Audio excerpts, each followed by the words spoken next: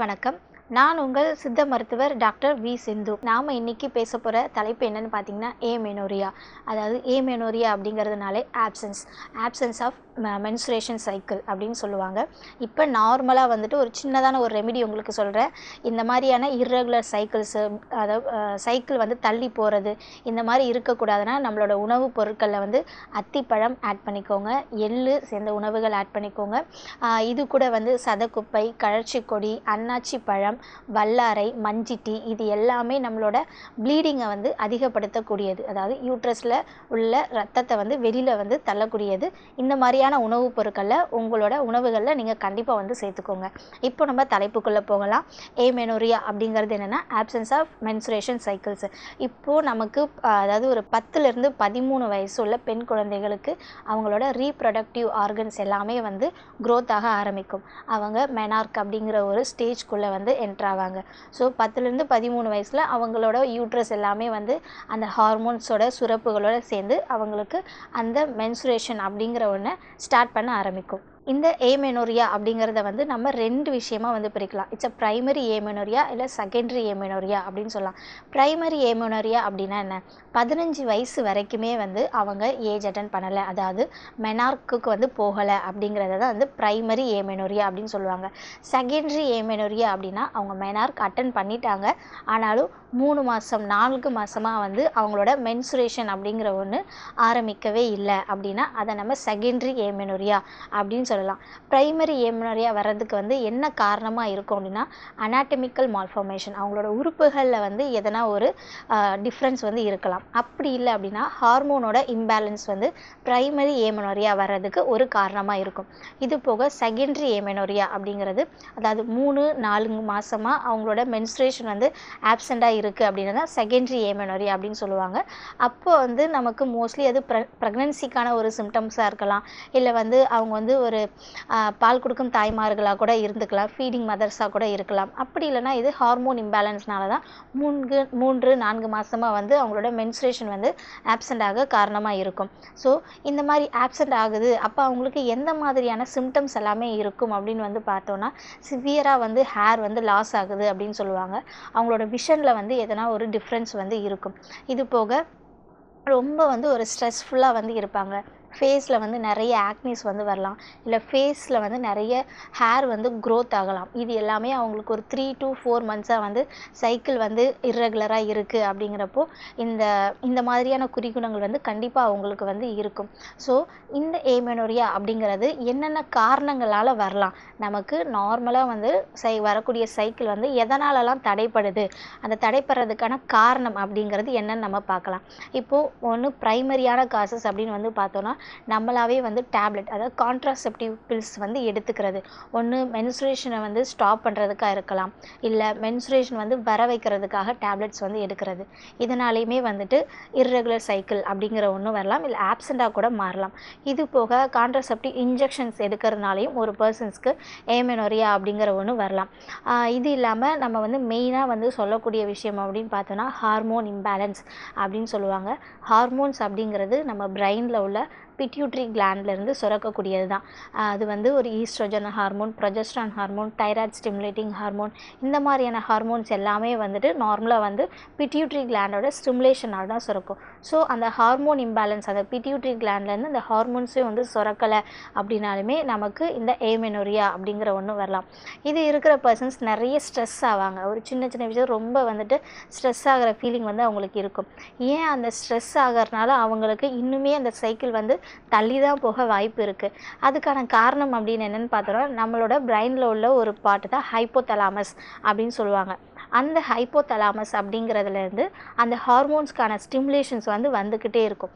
So நம்ம ரொம்ப stress ஆகும்போது அவங்களுக்கு அந்த ஹைப்போதலாமஸ்லேருந்து அந்த ஸ்டிமுலேஷனும் இருக்காது. ஸோ அந்த ஹார்மோன்ஸும் வந்து கண்டிப்பாக இம்பேலன்ஸ் ஆகும். இதெல்லாமே வந்து ஒன் ஆஃப் த ரீசனாக தான் இருக்குது இந்த ஏமெனோரியா அப்படிங்கிறது ஒன்று வர்றதுக்கு. ஒரு சிலர் வந்து நிறைய மெடிகேஷன்ஸ் வந்து எடுத்துப்பாங்க. அது வந்து ஆன்டி சைக்காட்ரிக் மெடிசனாக இருக்கட்டும், இல்லை வந்து ஒரு சிலர் கேன்சருக்கான கீமோதெரப்பி அந்த மாதிரி எடுத்துப்பாங்க, இல்லை ஸ்ட்ரெஸ்க்கான மெடிசன்ஸுமே நிறைய பேர் எடுத்துப்பாங்க. இந்த மாதிரியான மருந்துகள் வந்து எடுக்கும் பொழுது அவங்களோட ஹார்மோன் இம்பேலன்ஸ் அப்படிங்கிற ஒன்று கண்டிப்பாக வந்து அஃபெக்ட் ஆகும். இதனாலே அவங்களுக்கு ஏமெனோரியா அப்படிங்கிற ஒன்று வரும். இது போக எக்ஸசிவாக வந்து வெயிட் வந்து லாஸ் ஆகிறது, அதாவது அவங்களோட உடல் எடை வந்து அவங்களோட வயதுக்கு ஏற்ற மாதிரி இல்லை அப்படின்னா கண்டிப்பாக அவங்களுக்கு நியூட்ரிஷன் டெஃபிஷியன்சி, அயர்ன் டெஃபிஷியன்சி இது எல்லாமே இருக்கும். ஸோ அவங்களுக்குமே வந்துட்டு இந்த ஏமெனோரியா அப்படிங்கிற கண்டிஷன் வந்து வரும். இல்லை எக்ஸசிவாக வெயிட்டோட இருக்காங்க, ஒபீஸ் பர்சனாக இருந்தாலுமே அவங்களுக்கு இந்த மாதிரி ஏமெனோரியா கண்டிஷன்ஸ் அப்படிங்கிறது நார்மலாக வரும். ஸோ இதெல்லாம் போக நம்ம இந்த ஏமெனோரியா ஆப்சன்ஸே ஆகக்கூடாது அப்படிங்கிறத நம்மளோட உணவு முறைகளில், அதாவது அந்த காலத்திலிருந்து நம்மளோட உணவுகளில் என்னென்ன மாதிரியான முறைகள்லாம் சொல்லியிருக்காங்க அப்படிங்கிறத நான் இன்றைக்கி உங்ககிட்ட சொல்ல போகிறேன். இப்போ நம்ம வந்துட்டு அதாவது ஒரு ஃபஸ்ட்டு டே ப்ளீடிங் சைக்கிள் அப்படின்னு சொல்லுவாங்க. அதாவது நமக்கு சைக்கிள் வந்து ப்ளீடிங் 1 to 5 days அப்படிங்கிறது காமனாக உள்ள ப்ளீடிங் சைக்கிள். இந்த நேரத்தில் எள்ளு சேர்ந்த உணவுகள் வந்து நீங்கள் எடுத்துக்கலாம். அதாவது எள்ளு அப்படிங்கிறது எள்ளு பொடியாக இருக்கட்டும், எள்ளு வந்து வறுத்து அரைச்சி வச்சு அதில் கொஞ்சம் நாட்டு சக்கரை அந்த மாதிரி எடுத்து சாப்பிட்லாம். அப்படி இல்லைனா எள்ளு உருண்டை, எள்ளு கேக்கு, இந்த மாதிரியான எள்ளு சேர்ந்த உணவுகள் வந்து நிறையவே எடுத்துக்கலாம். அந்த எள்ளு அப்படிங்கிற ஒன்றில் ஈஸ்ட்ரோஜன் அப்படிங்கிற ஹார்மோன் இருக்குது. ஸோ அது அந்த யூட்ரஸில் உள்ள எல்லா அழுக்குகளையுமே வெளியில் வந்து கொண்டு வர்றதுக்கு ஹெல்ப்ஃபுல்லாக இருக்கும். இது போக அந்த 6லேருந்து 14 நாள், அதாவது அந்த ப்ரொஜெஸ்ட்ரானுக்கான ஃபேஸில் வந்துட்டு கண்டிப்பாக வந்து நீங்கள் உளுந்து சேர்ந்த ஐட்டம்ஸ் வந்து எடுத்துக்கணும். உளுந்து சேர்ந்த ஐட்டமில் வந்து நிறைய இது இருக்குது, ப்ரொஜெஸ்ட்ரான் ஹார்மோன் இருக்குது. ஸோ அந்த ப்ரொஜெஸ்ட்ரான் ஹார்மோன் வந்து உங்களோட யூட்ரஸை வந்து பலப்படுத்துறதுக்கும் நல்லா வந்து ஹெல்ப்ஃபுல்லாக இருக்கும். அந்த ஓவம் வந்து மெச்சூர் ஆகி வெளியில் வர்றதுக்குமே ரொம்ப ஹெல்ப்ஃபுல்லாக இருக்கும். ஸோ இது போக அந்த மீதி மற்ற நாட்களில் வந்து வெந்தயம் சேர்ந்த உணவுகள் வந்து எடுத்துக்கலாம். வெந்தயம் அப்படிங்கிறதுல அயன் கண்டென்ட் ரொம்பவே அதிகமாக இருக்குது. ஸோ அதனால் அந்த வெந்தயத்தை வந்து நீங்கள் ஊற வச்சு, முதல் நாள் இரவு ஊற வச்சு அடுத்த நாள் காலையில் அதை வெறும் வயிற்றில் எடுத்துக்கலாம். இல்லை வெந்தய களி எடுத்துக்கலாம், இல்லை வெந்தய கஞ்சி, இந்த மாதிரியான சேர்ந்த உணவுகள் எடுக்கும்பொழுது இந்த ஹார்மோன் இம்பேலன்ஸ்னால் வரக்கூடிய அந்த ஏமெனோரியா அப்படிங்கிற ஒன்றை நம்ம வந்து ப்ரிவென்ட் பண்ணலாம்.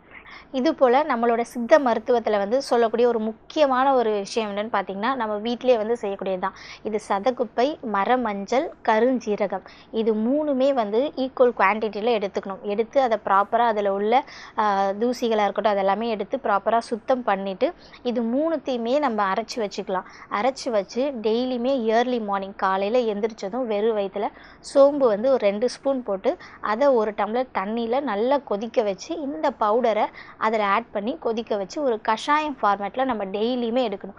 இந்த மாதிரி ஒரு 48 days நம்ம எடுக்கும்போது 3 மாதம் 4 மாதம் வராமல் அந்த சூதக தடை, அந்த சைக்கிள் வந்து ஆப்சண்ட்டாக இருக்கிறது கூட இந்த மாதிரியான இது எடுக்கும் பொழுது நமக்கு கண்டிப்பாக வந்துட்டு அந்த சைக்கிள் வந்து நார்மலாக ரெகுலைஸ் ஆகும். ஃபஸ்ட்டு ஒரு டைம் வந்துருச்சு அப்படின்னாலுமே ரெகுலராக அடுத்த சைக்கிளுக்குமே நம்ம இதை ஃபாலோ பண்ணும்போது அந்த ஏமெனோரியா லாங் டைமாக அந்த ஆப்சன்ஸாக உள்ள அந்த மென்ஸ்ட்ரேஷன் பீரியடை நம்ம நார்மல் கொண்டு வரலாம்.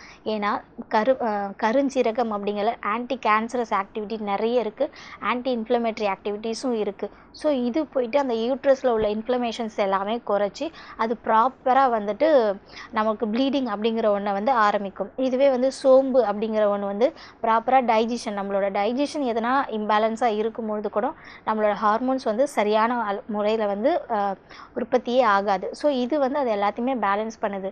இது போக நம்மளோட உடற்பயிற்சி, ஃபிசிக்கல் ஆக்டிவிட்டிங்கிறது கண்டிப்பாக வந்து தேவையான ஒன்று.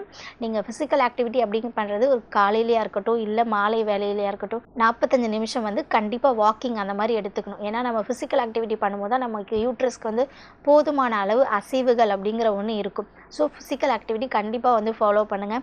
இப்போ உள்ள ஜென்ரேஷனில் உள்ளவங்க கண்டிப்பாக காலையில் எந்திரிக்கிறது அப்படிங்கிறது ரொம்பவே வந்து கம்மியாக இருக்குது. ஏன் நம்ம காலையில் வந்து எந்திரிக்கிறோம் அப்படின்னா, அதிகாலையில் ஒரு 6 மணிக்கு அந்த மாதிரி எந்திரிக்கும் போது நமக்கு பிரெயினுக்கு தேவையான ஸ்டிமுலேஷன்ஸ் வந்து போகும். அப்படி போகும்போது அந்த ஹார்மோன்ஸ் அப்படிங்கிற ஒன்று தூண்டுதல் வந்து ஆரம்பிக்கும். நம்ம இது போக ஒரு 8 மணிக்கோ இல்லை 10 மணிக்கோ அந்த மாதிரி எந்திரிக்கும் போது நம்மளோட ஹார்மோன்ஸ் அப்படிங்கிறது ரொம்பவே வந்து லோ லெவலில் இருக்கும். இதனால தான் அந்த காலத்துலேருந்து பெண்கள் வந்து காலையில் வந்து எந்திரிக்கக்கூடிய பழக்கத்தை வந்து கொண்டு வந்திருக்காங்க. ஸோ கண்டிப்பாக பெண்கள் எல்லாருமே காலையில் ஒரு 6 மணிக்கு ஒரு பிரெயினுக்கு ஒரு அட்டென்ஷன் கொடுக்குற மாதிரி எழுந்துட்டோம் அப்படின்னாலே நம்மளோட ஹார்மோன்ஸ் அப்படிங்கிற ஒன்று ரெகுலராகவே வந்து உற்பத்தியாக ஆரம்பிச்சிடும். ஏன்னா இது நிறைய பேர் வந்து இப்போ உள்ளவங்க ஐடி பீப்புள்ஸாக இருக்கட்டும், அவங்க எல்லாமே வந்து இந்த ஸ்ட்ரெஸ் லெவல்லையுமே இருக்காங்க. ஹார்மோன் இம்பேலன்ஸு, அந்த காலையில் எந்திரிக்கக்கூடிய பழக்கங்கள், நைட்டு சீக்கிரமாக தூங்கக்கூடிய பழக்கங்கள், இது எல்லாமே வந்து குறைவாக இருக்குது. இந்த மாதிரியான உணவு முறைகளையும் இந்த பழக்கத்தை வந்து நம்ம வாழ்க்கையில் வந்து கொண்டு வந்தாலே இந்த ஏமெனோரியா ரொம்ப நாள் வந்து ஆப்சன்ஸாக உள்ள சைக்கிள்ஸ் அப்படிங்கிற ஒன்று இல்லாமலே இருக்கும். இதே மாதிரி இன்னொரு எபிசோடில் உங்களை நான் சந்திக்கிறேன். நன்றி, வணக்கம்.